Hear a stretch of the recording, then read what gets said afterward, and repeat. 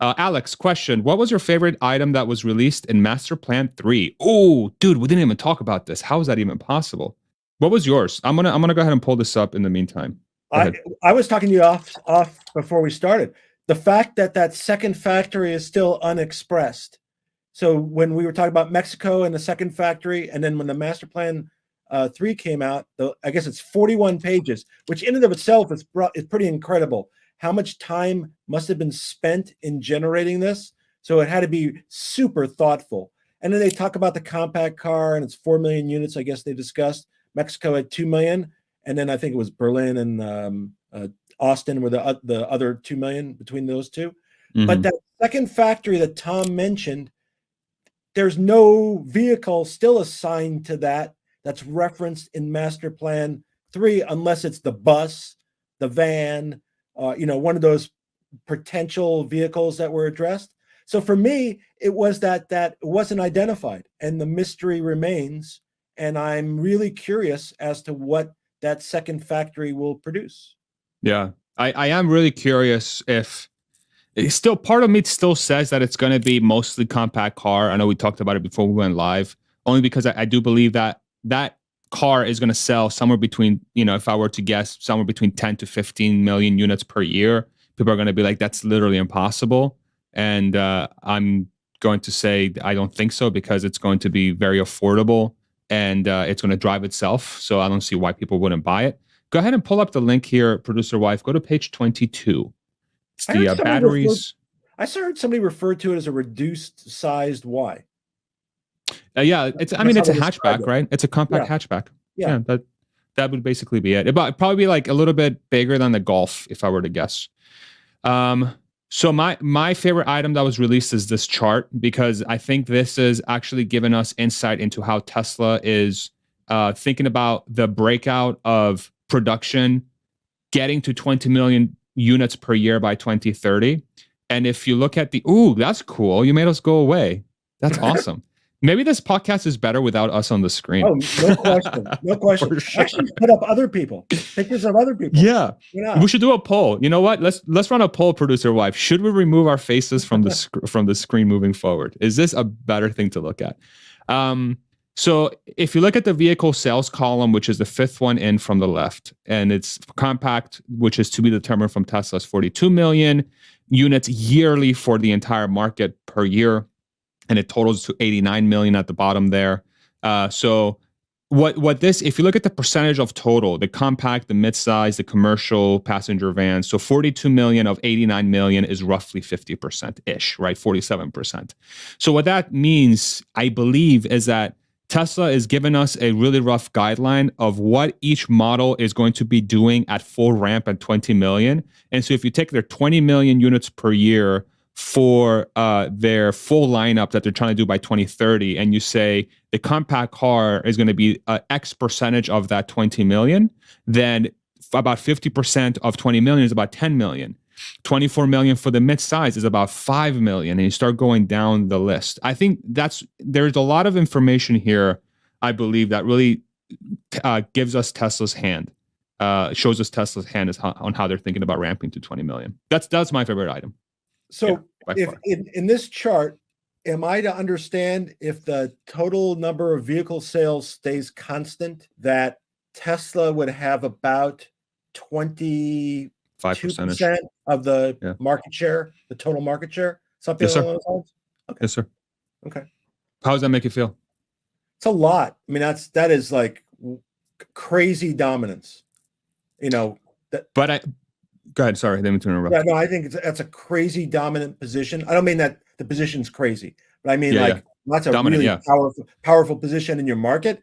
When you're controlling that much, that means there's no competition. And so what I would say on that vehicle sales number is that 89 million could be 200 million today if automakers actually made compelling, affordable cars right now, but they don't. I would pose this out to everybody that's watching this right now. The 1,200 people watching this right now. Ask yourself a question. Why do you buy the car that you buy? Like, when think about the last 5 cars that you bought. If you were able to buy a car, why did you buy it?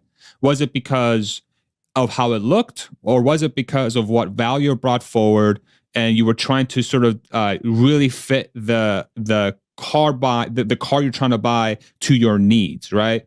And then ask yourself this question: if an automaker were to come out and offer the same exact utility as you were getting, plus then some for cheaper, would you buy that car instead? And if the answer is yes, that's what this company is trying to solve for, like directly.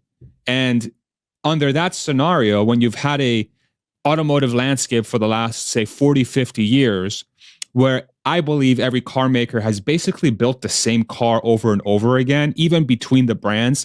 They just make little tweaks here and there to try and capture more of the pie. That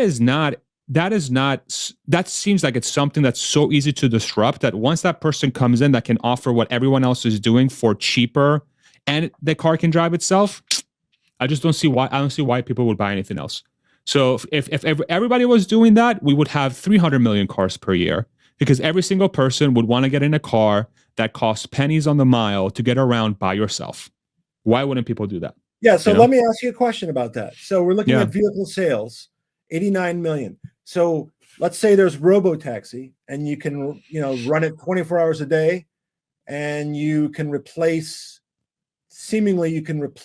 cars by using it multiple shifts, whatever. Does that affect the ultimate total sales number? I think it will. And there's actually a piece that Tesla had. Can you scroll up a little bit, producer wife, on the little verbiage above the chart?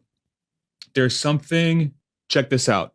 So on the first line, today there are 1.4 billion vehicles globally and annual passenger vehicles production of 85 million vehicles. According to OICA, based on the pack size assumptions, the vehicle fleet will require 112 terawatt hours of batteries. Autonomy has potential to reduce the global fleet and annual production required through improved vehicle utilization. So even Tesla's coming out and saying this, right? But the question becomes has a potential to reduce the global fleet and annual production required through improved vehicle utilization, but at what levels?